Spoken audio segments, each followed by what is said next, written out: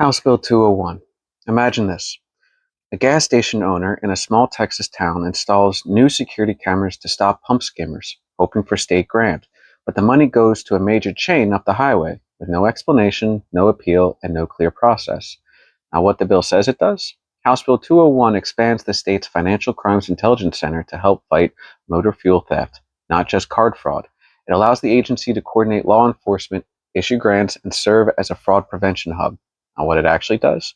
This means the FCIC can now decide how fraud-related funds are distributed and who gets training or data access, while local businesses and communities lose the ability to know where the money goes or how decisions are made. And who benefits? Large fuel chains, law enforcement unions, financial industry groups, state agencies with expanded grant and data control. Now, who pays? Small and rural fuel station owners, oversight and transparency watchdogs, Texans whose taxes fund grants they can't track or challenge. Now, why this matters. When public money is handed out with no bidding rules or outside review, the biggest players usually win.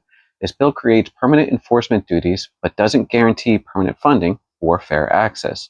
And once a state agency can define its own power without limits, that scope tends to grow. Questions you can ask. What protections exist to make sure grant funds are shared fairly, not politically? Why is the FCIC allowed to define its own expertise with no oversight or limits?